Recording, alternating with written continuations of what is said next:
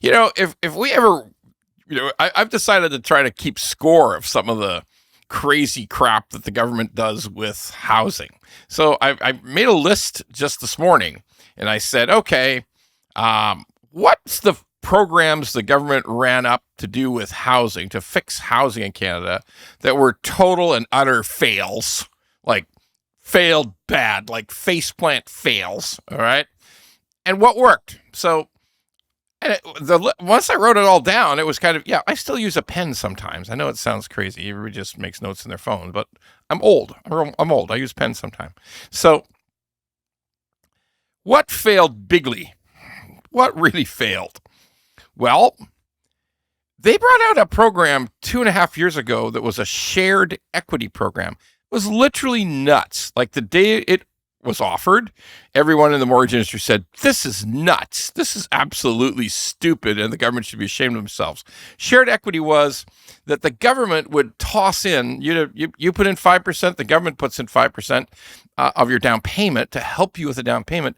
But then the government would, the government would get if the house price went up, when you finally wanted to get out of the program, the government would get whatever the profit was on your house. Now, maybe the government also smartened up and realized that on the condos, they were going to, like 416 condos, they were going to actually lose money. There was a potential to lose money on that. But anyway, bottom line is nobody liked it. Everybody said the same thing. Like, well, wait a second, like you're going to own 5% of the house, but I'm going to pay 100% of the property tax, 100% of the maintenance fees, 100% of the I got to improve it. Everything is going to be 100%, and then you're going to enjoy whatever profit at the end 10 years from now. No, that sounds very, very fucking stupid to me. So that was a complete flop. It was quietly withdrawn about 10 months ago. It was just a total flop. Let's talk about what was the signature program of the Trudeau housing programs. It was called the Housing Accelerator Fund. Wow. Was that ever a complete and utter disaster? Like, just ridiculous. The Housing Accelerator Fund was designed to provide money, billions, to municipalities to build supportive housing.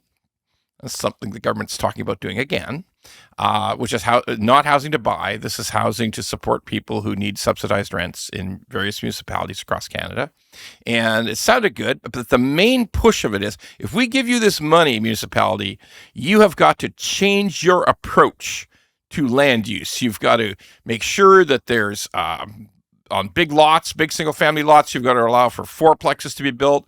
You got to streamline your red tape. You got to make sure permits are issued quickly. You've got to sort of solve all the terrible stuff that municipalities have used to slow everything down, like to cut through the NIMBYism. You got to make sure that multiple family units are being built in an efficient way on, change your whole zoning system so it's easy to do.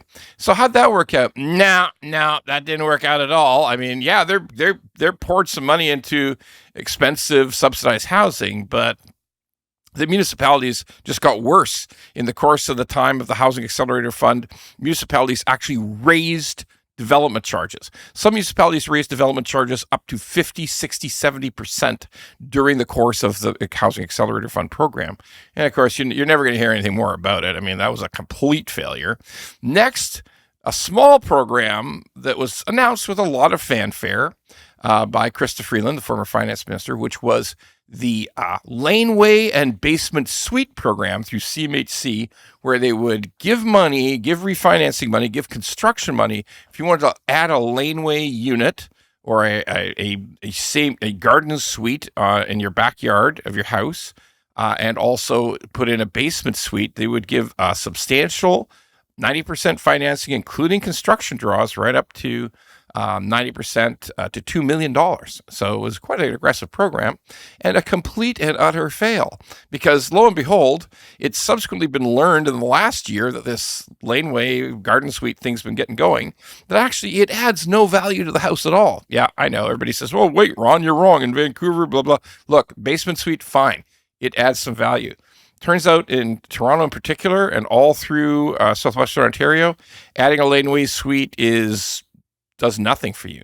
In fact, in some cases, it actually harms the value of the home, because when you come to sell your home and people come to look at it, they say, what's that building in the back there? It's like a huge shed.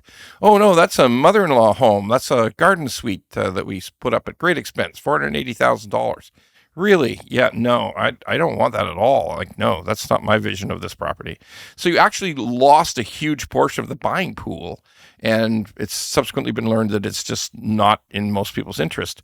So that was a complete and utter failure. That's only been going on for less than a year, and in some big provinces like Ontario, there's only been like 50 applications for the thing. It's just the biggest stinker bomb you could ever imagine. Nobody wants it. Not successful. What did work? Okay.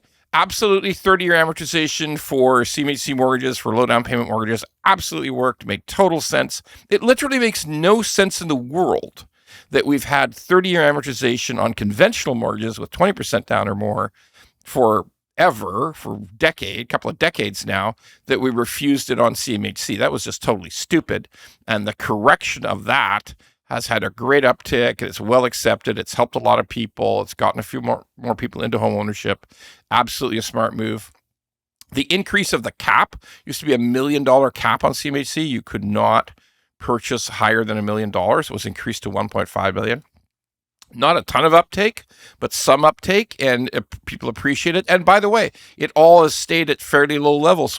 The Mortgage Brokers Association, MPC, had Mortgage Professionals Canada had advocated for 1.25 million, and today virtually none of those applications that could go as high as 1.5, they've all come down. They're all in and around about 1.2, 1.1, 1.25. So that was always kind of the magic number that worked. So what's it prove? It proves that whatever the government dreams up all on their own, like the crazy Housing Accelerator fund that when it was first introduced, everybody says, what the fuck is this? And the crazy idea of the shared equity, which literally every single accountant, mortgage professional, and banker in Canada, when it was introduced, and there was absolutely no interest in finding out what any of us thought, everybody universally said, this is totally fucking stupid, and it, of course, died a dismal death. So what's the difference? When you consult with your industry, and I don't care whether you're the oil patch or chartered accountants, I don't care. When you actually consult with the industry you're trying to create the government program for, you generally get pretty okay results. When you just pull a new program out of your ass in government, it doesn't work virtually every time.